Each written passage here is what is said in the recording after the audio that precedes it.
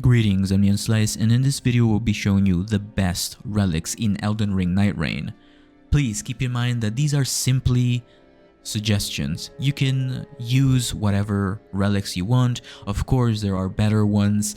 I'm just telling you based on my experience in both solo play and multiplayer, these are some of the best in my opinion. So there's a few things that you have to know. That there are really good relics, yes, but you should be changing your relics based on the boss or areas that you will be tackling. Another thing to keep in mind is your sort of playstyle. So use relics that best fit your playstyle. Once again, these are simple suggestions. The first thing I want you to know is that you can get relics from playing the game. So I suggest just playing the game and getting relics. Get to day 3 and you will have an increased chance at getting purple rarity relics, which is the best type of relic you can get from an expedition. You know, aside from the Night Lord relics. The other thing I want you to know is that you can purchase some relics at the Small Jar Bazaar.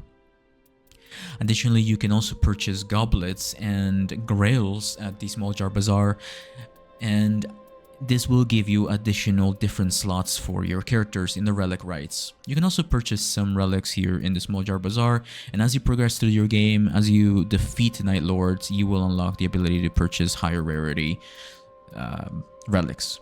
I personally recommend purchasing the Burst Merchant Frame, which will give you access to the Revenant character if you're new to the game. Additionally, we have the Scenic Flatstone, which allows you to get a random relic, and yes, you can get purple relics from these random flatstones. Before we even get started with the best relics for each character, which is what I will be going over today, these suggestions, I want to suggest to you the actual best relics in the entire game in my personal opinion and experience. So in the blue slot, the absolute best relic to have on every character who is able to have a blue slot is the Polished Drizzly Scene that allows you, the Delicate Drizzly Scene, which allows you to have increased rune acquisition for self and allies. If all 3 of your Nightfarers have this will stack. So in this game, you want to have a lot of runes and do everything very quickly.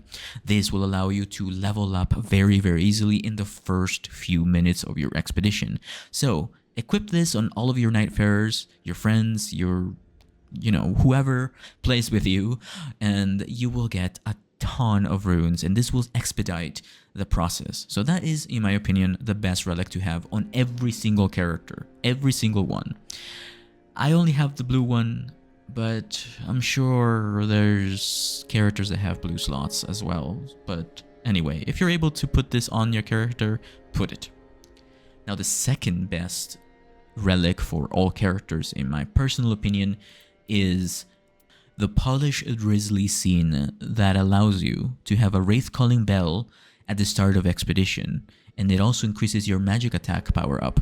Now the Wraith Calling Bell, in case you don't know, is an item that you carry around in your pockets, sort of like a pickled turtleneck or something that you consume, right?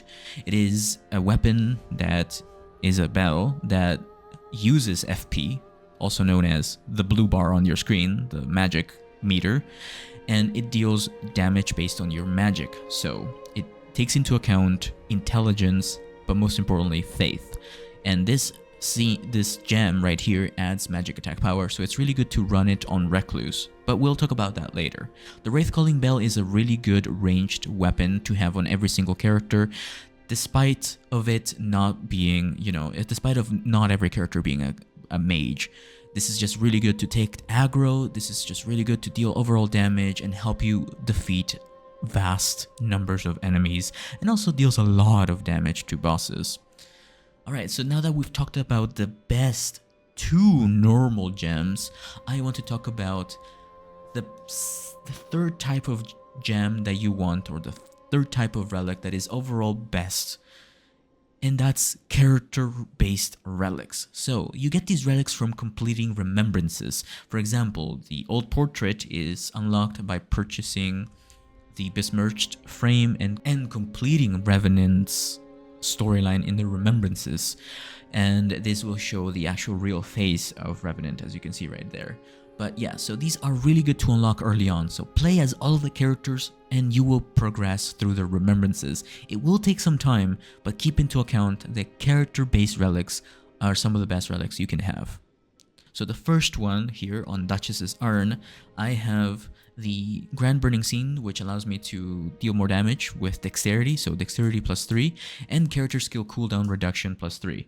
So Duchess is a Dexterity-based dagger wielder. So what that means is you want to have at least 2 daggers with you, one on left hand and one on your right hand. If you're wielding the same type of weapon, which is called power stancing, you will be able to press L1 or left bumper to perform a unique chain attack. Duchess wants to have this. This is how you play Duchess. And you combine these chain attacks with your restage ability, which is your triangle and L2, or Y and left bumper, or sorry, left trigger.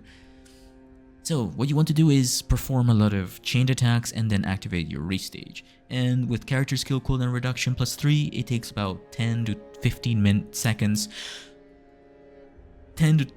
seconds to get restage. And second of all, we have the Knight of the Baron. You acquire this by defeating Gaping Jaw or Adele in Elden Ring Nightreign. This improves critical hits +1, which is something that you should be going for when playing Duchess. She is the assassin of the group, so you want to go for critical hits. So what critical hits are is when you do an animation and stab an enemy, whether that's on the front or the back. So that counts as a critical hit. Additionally, we have Art Gauge feels moderately upon critical hit, which goes hand in hand with the whole critical hit thing.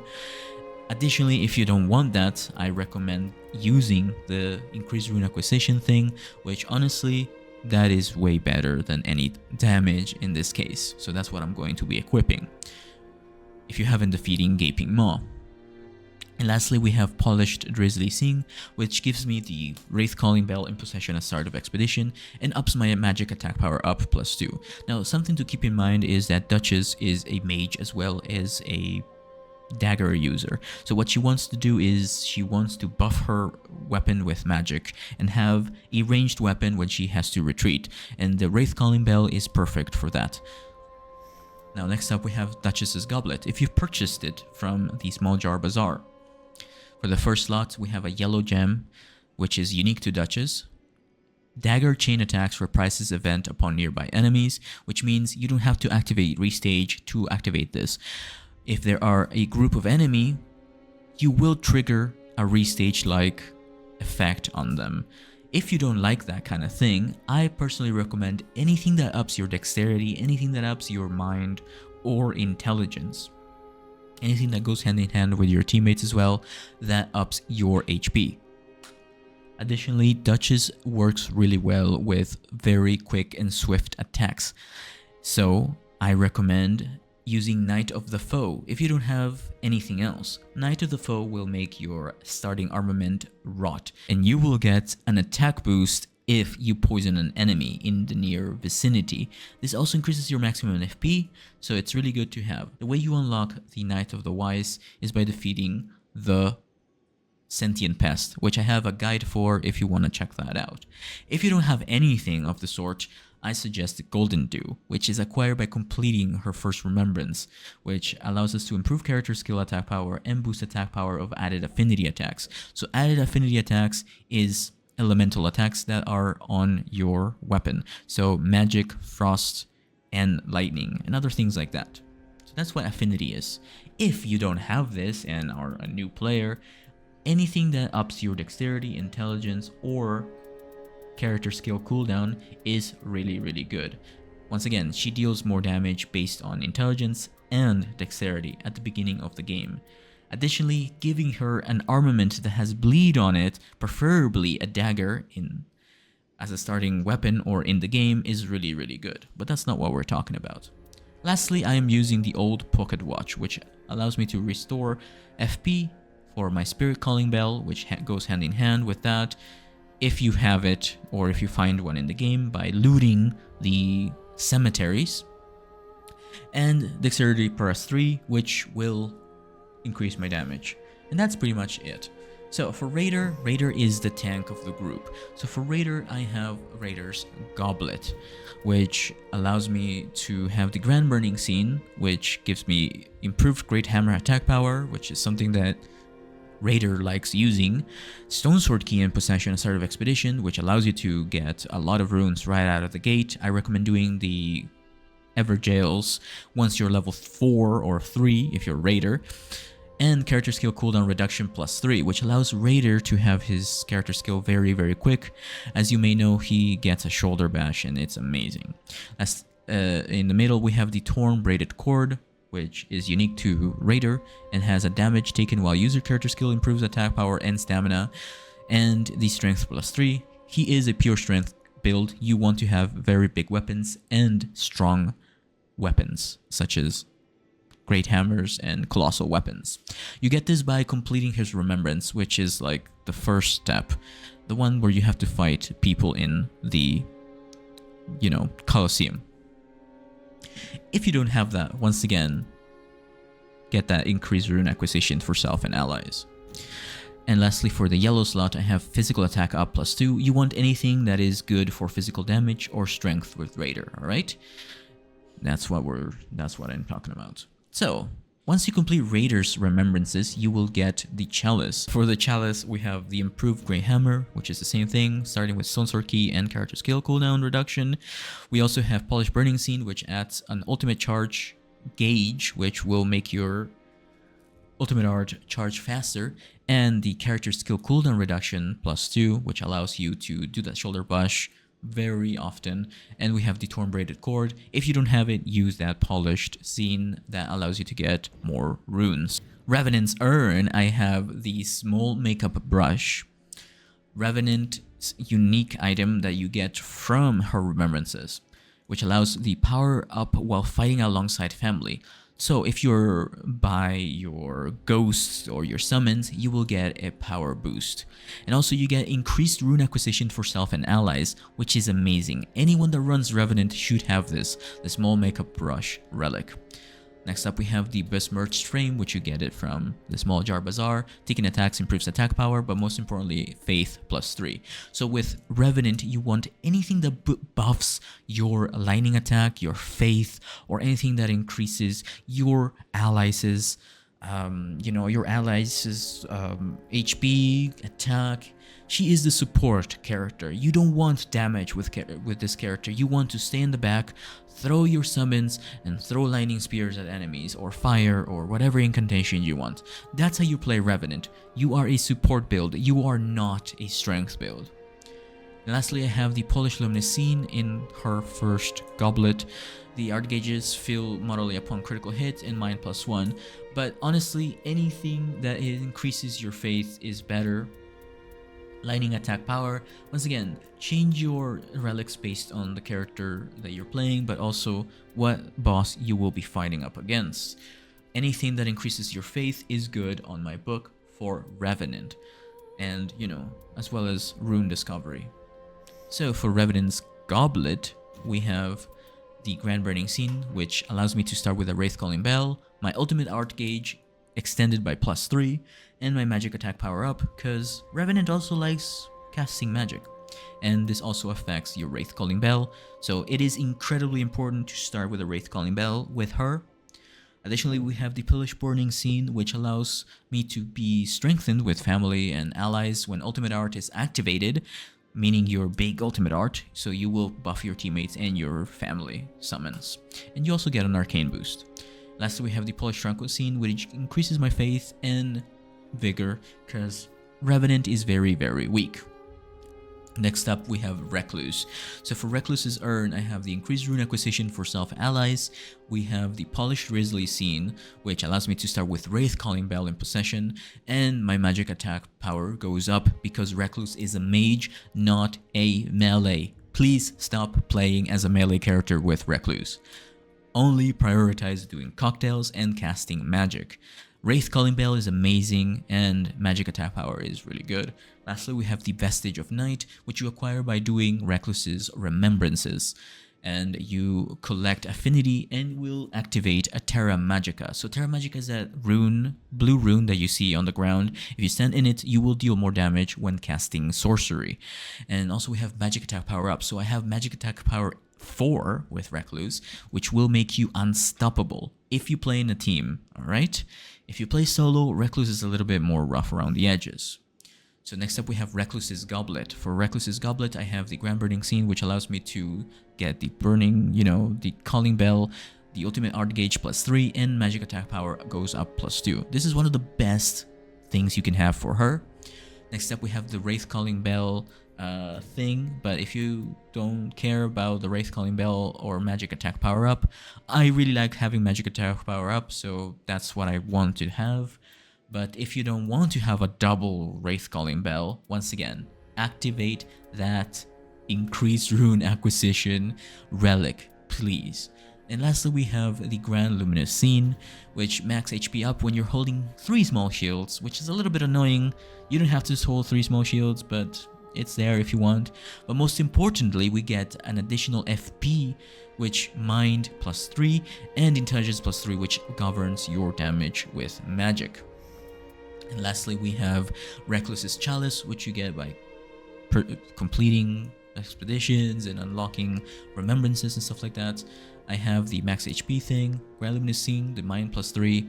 I have the collecting enemy affinity residues activates Terra Magica, and my magic attack power goes up, but this is easily replaceable with anything else that gives you additional FP or intelligence. But ideally you want to do her remembrances because the Vestige of Night is amazing. And lastly, we have the Wraith Calling Bell. Once again, magic attack power goes up. This is a white slot, okay? So you can have anything on it, but ideally you want to get something that gives you either runes or additional attack magic power. Next up we have Executor. Now I haven't played too much Executor, but so far this is what has been working out for me. So Executor is an S scaling in dexterity, so you want to have anything that has to do with dexterity or katanas. So I have the Vigor +1, Dexterity +1.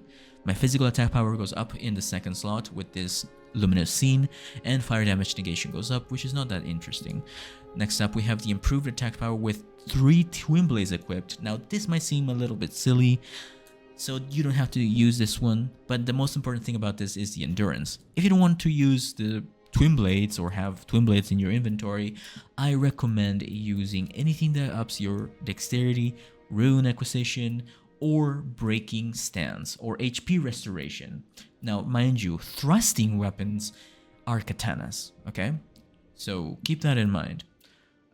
We also have the ability to change our skill of our thing at the start of the expedition, but to be honest, anything that has to do with Executor's abilities is better than just having Endurance +2, so we're gonna change it for Delicate Luminous Scene, which with character skills active, unlock the use of Cursed Sword restores HP, which allows me to restore HP when I'm using the parry sword that Executor uses.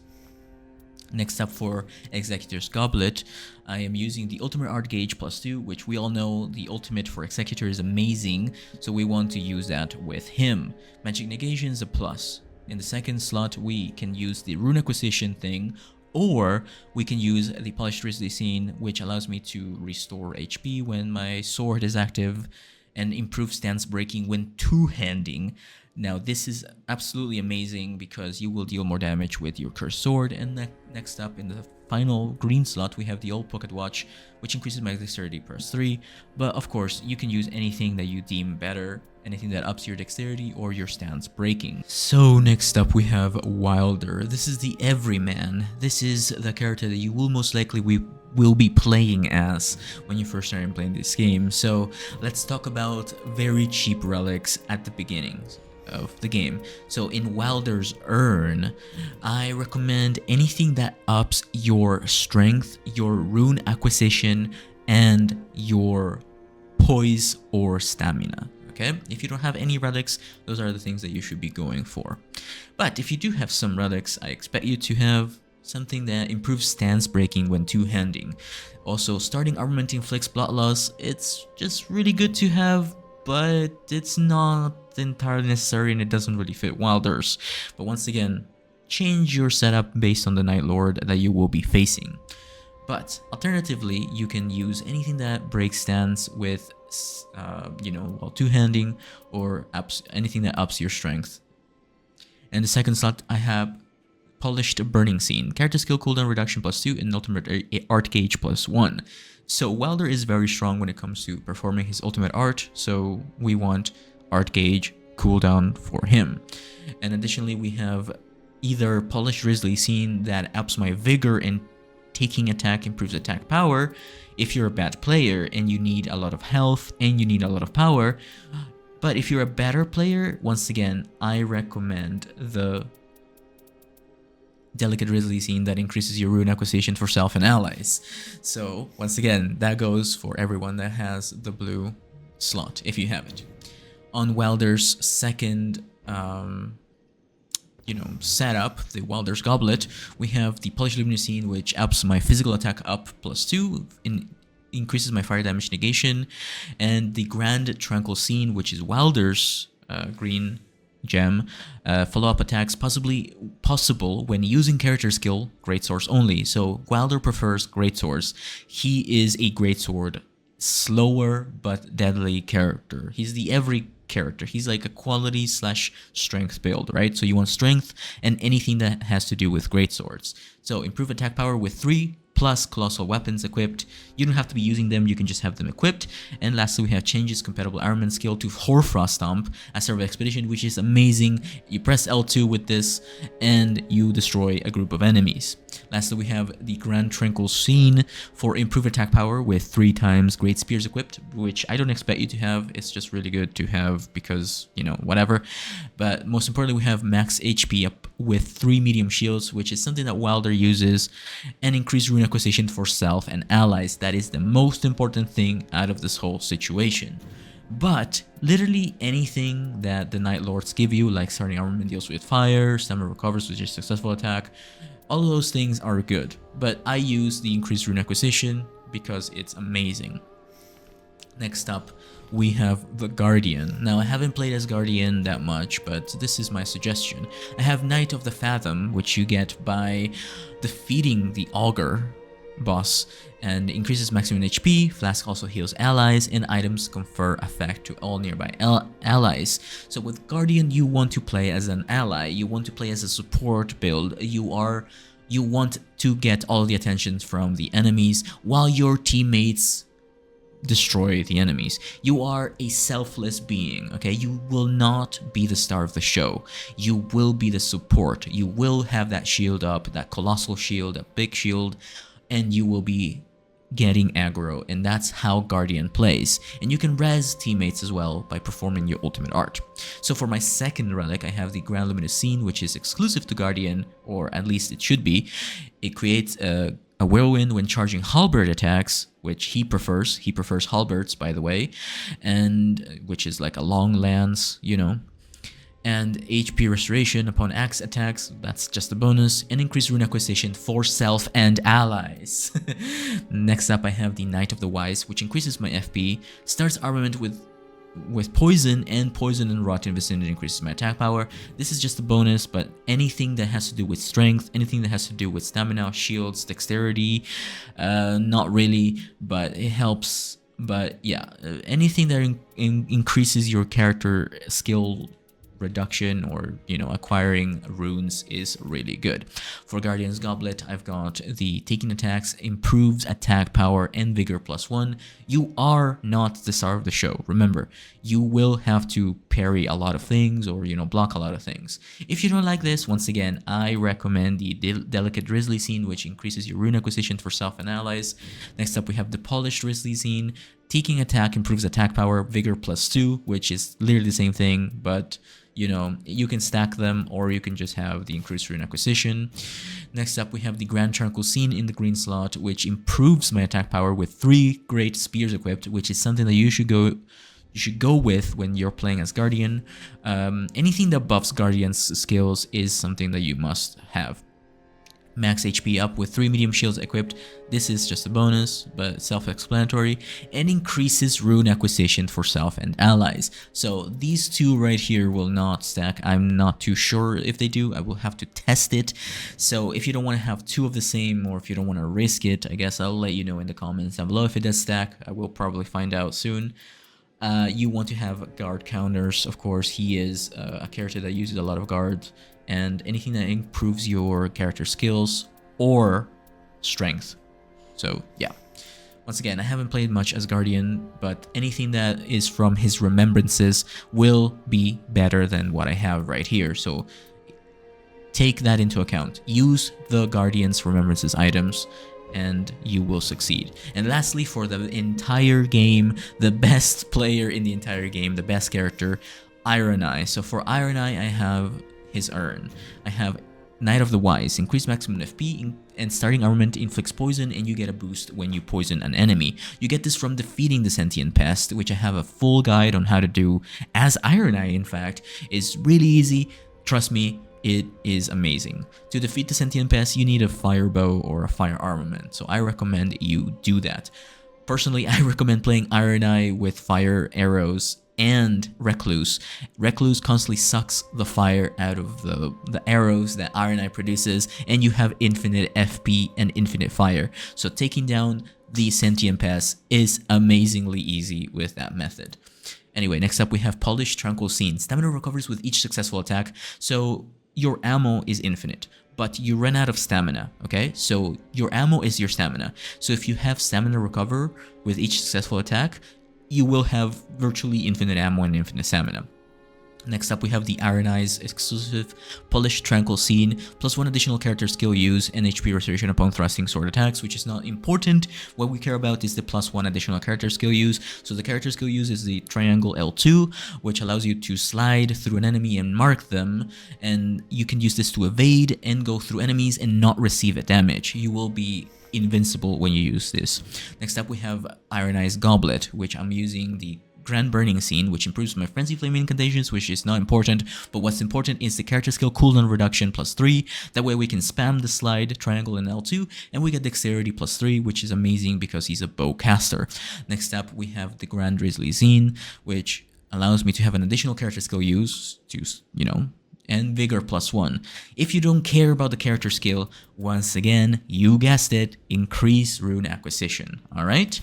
And next up, we have the Cracked Sealing Wax, which you get for completing remembrances as Ironeye, which extends my duration of weak points, and critical hits earn runes. That's right, stabs will earn you runes.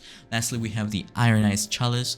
Once again, dexterity +3, character skill cooldown reduction +3, the Polished Tranquil Scene, partial XP, HP restoration, and starting armament inflicts blood loss, which means your bow will blood loss enemies. You want to be changing this based on the Night Lord that you fight. If you're fighting a Night Lord that is weak to Holy, start with Holy. If you're fighting a Night Lord that's weak to Fire, start with Fire, and so on. Lastly, on the white slot, I have the Grand Drizzly Scene, which improves my bow attack power. Improve Glintstone Blade, but that's not important, only if you get it. And defeating enemies restores HP for your allies. If you're playing solo, once again, you guessed it, use that rune acquisition thing or any of the Night Lord things that you think will boost you. Once again, all of these are suggestions, but yeah. Anyway, that is all for me. Thank you so much for watching. That is all of the best relics that I have so far. Of course, you will find way more in the future as you progress through your game, and I actually suggest you talk to your friends or your teammates and actually try to synergize your relics together, and you want to constantly be changing your relics based on the expedition that you will face. So I recommend doing that. But so far, those are some suggestions, so keep that in mind. And as always, let me know in the comments down below if you have any better suggestions, or if you know anything that I don't know. Let me know in the comments down below. And I will see you in the next video. Bye bye.